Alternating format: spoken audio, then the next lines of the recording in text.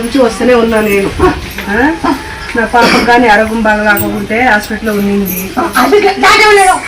Doctors బాగా serious గానే ఉంది అన్నారు. ఈ వచ్చి మేము మల్లెపూలు ఇచ్చినావు,